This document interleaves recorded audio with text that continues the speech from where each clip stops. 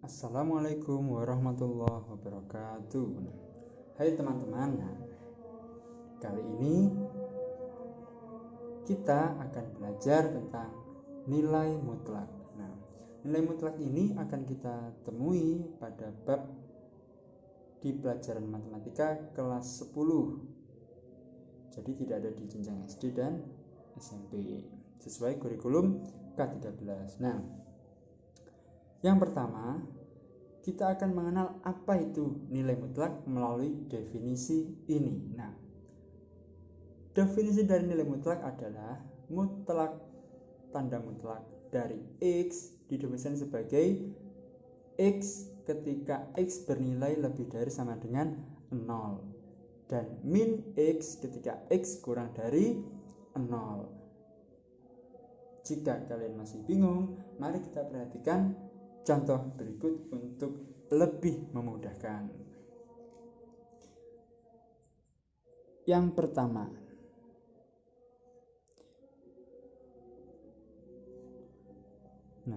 mutlak dari 4. Perlu kita perhatikan, 4 memiliki nilai lebih dari sama dengan 0 atau kurang dari 0. Kita tahu bahwa 4 memiliki nilai lebih dari sama dengan 0. Sehingga kita akan memilih jawaban dari mutlak 4 sesuai dengan pernyataan yang ada di dalam tanda mutlaknya, yaitu tetap 4.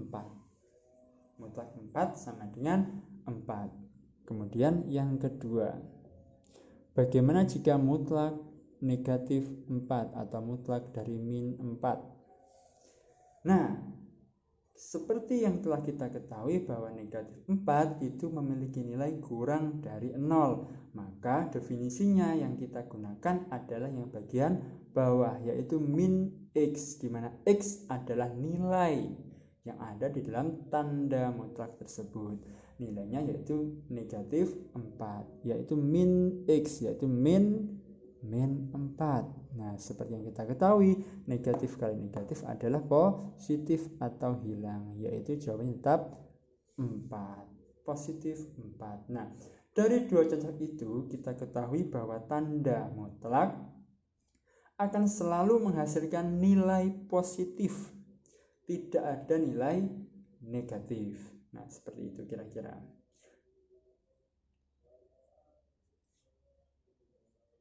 Tanda mutlak juga dapat digunakan dalam banyak contoh seperti operasi penjumlahan dan pengurangan.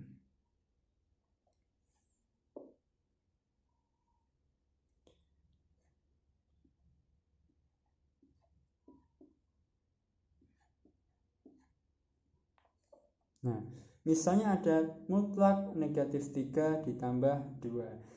Karena kita sudah tahu dan mengerti bahwa setiap tanda negatif pada nilai yang ada di dalam tanda mutlak akan menjadi positif, maka kita dapat langsung menuliskan bahwa mutlak dari min 3 adalah 3. Kemudian mutlak dari 2 adalah 2, sehingga 3 tambah 2 adalah 5. Seperti itu. Kira-kira seperti itulah konsep dasar dari nilai mutlak menurut definisinya. Selanjutnya kita akan membahas terkait persamaan nilai mutlak. Misalkan ada bentuk seperti ini.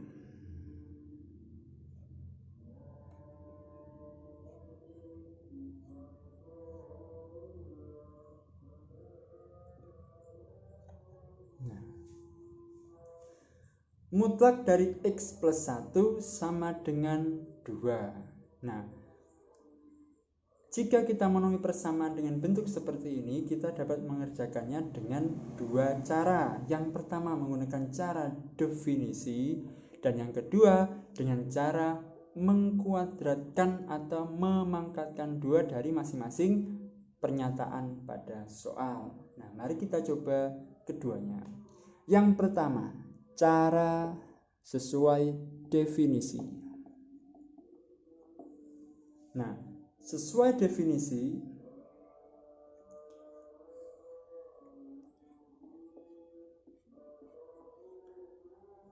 kita ambil nilai mutlaknya saja.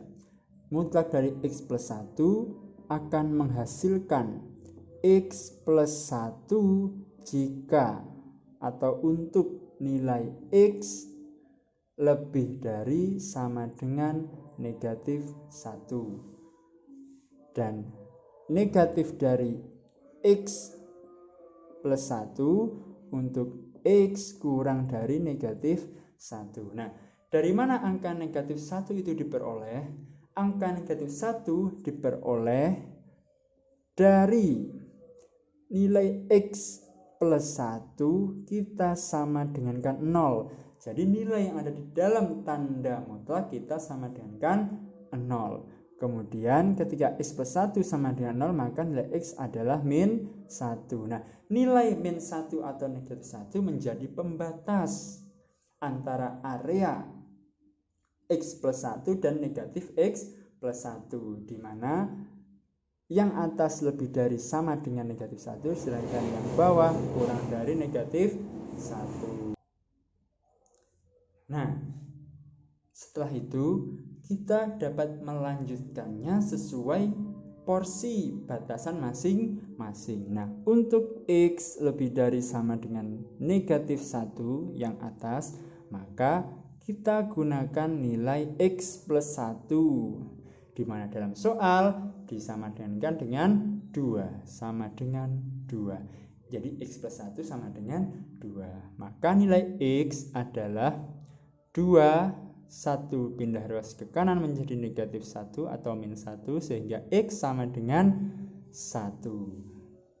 Yang pertama. Kemudian untuk rentang X kurang dari negatif 1 akan kita temui atau kita gunakan yang bawah, di mana negatif X plus 1 sama dengan 2. Negatif X plus 1 kita sama dengan 2. Dan perlu diingat lagi bahwa tanda negatif diletakkan di luar. Dengan seluruh pernyataan yang ada di dalam tanda mutlak kita beri tanda kurung.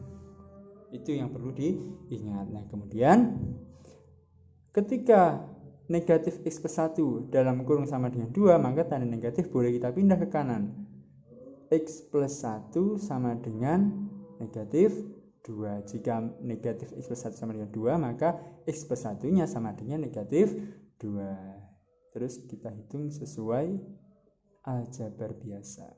Plus 1 menjadi min 1. Kemudian X kita temui nilainya menjadi negatif 3. Nah, jadi nilai yang pertama adalah 1, kemudian nilai yang kedua adalah negatif 3. Jadi himpunan penyelesaian dari X adalah 1 dan negatif 3. Nah, buktinya apa? Nah, gitu ya. Misalkan nilai X ini kita ganti 1, maka 1 tambah 1 sama dengan 2. Mutlak dari 2 adalah 2. Kemudian jika X kita ganti negatif 3, negatif 3 ditambah 1 menghasilkan negatif 2. Mutlak dari negatif 2 tetap menghasilkan nilai 2. Nah, seperti itu kira-kira. Nah, setelah ini kita akan mencoba cara yang kedua.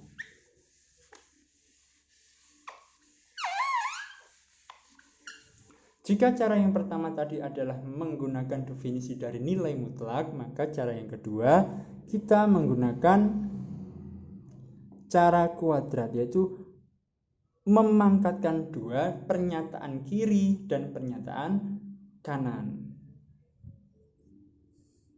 Seperti kita ketahui bahwa mutlak dari X yang dipangkatkan 2 adalah X kuadrat itu sendiri. Maka jika X plus 1 mutlak dipangkatkan 2 akan, atau bisa kita tulis dalam bentuk seperti ini. Kemudian yang ruas kanan juga harus kita pangkatkan 2. Nah, kira-kira seperti itu. Nah, kemudian mari kita hitung dan kita lanjutkan sesuai operasi biasa ya. X plus 1 kuadrat. Ingat ya. X plus 1 kuadrat sama dengan X plus 1 kali X plus 1 2 kuadrat sama dengan 4. Dikalikan setiap sukunya. Nah, jika kalian sudah hafal terkait bentuk ini, kalian boleh mengerjakan secara langsung. X kali X menghasilkan X kuadrat, X kali 1 menghasilkan X atau 1X ya. 1 kali X juga 1X, 1 kali 1 sama dengan 1. X tambah X adalah 2X. Kok 3? 4. Nah, mari kita bentuk pernyataan tersebut menjadi seperti bentuk persamaan kuadrat ya, bentuk umum persamaan kuadrat. Maka nilai 4 kita pindahkan ke ruas kiri menjadi negatif 4. Kita dapatkan persamaan kuadratnya adalah X kuadrat ditambah 2X min 3 sama dengan 0. Nah, dari situ kita dapat menyelesaikan dengan berbagai cara. Pangkat 2 ya, ada rumus ABC, kemudian pemfaktoran atau kuadrat sempurna. Kalau saya terbiasa menggunakan pemfaktoran untuk angka-angka tertentu ya. Jika X kuadrat tambah 2X min 3 sama dengan 0, maka kita dapat memecahnya menjadi bentuk seperti ini. Kasih X, nah kemudian kita faktorkan nilai yang paling belakang, yaitu min 3. Negatif 3 didapatkan dengan cara mengalihkan 1 dengan min 3 atau min 1 dengan 3. Nah, dari pilihan tersebut, jika kita jumlahkan hasilnya harus plus 2. Nah, maka kita pilih yang bawah. Min 1 tambah 3 menghasilkan plus 2. Min 1 kita taruh di depan, 3-nya kita taruh di belakang atau boleh dibalik ya. Dengan catatan pemfaktoran akan lebih mudah jika angka-angkanya tidak rumit ya. Kalau rumit silahkan menggunakan rumus ABC, rumus yang lebih umum dalam penyelesaiannya. Nah, jika X min 1 dikali X plus 3 sama dengan 0, maka X min 1 sama dengan 0 atau X plus 3 yang sama dengan 0. Nah, jika X min 1 sama dengan 0, maka X sama dengan 1 atau X sama dengan min 3 atau negatif 3. Nah, hasilnya sama dengan yang tadi. Nah, kalian boleh menggunakan atau mengerjakan soal semacam ini dengan melalui definisi nilai mutlak atau dengan mengkuadratkannya. Kira-kira seperti itu. Jika ada pertanyaan, saran, pernyataan, atau apapun, kalian bisa berikan komentar, chat, atau apa, terserah melalui media apapun ya. Ada Instagram, YouTube, Facebook, dan lain-lain. Nah, sebagai bahan latihan, kalian dapat mengerjakan beberapa soal berikut.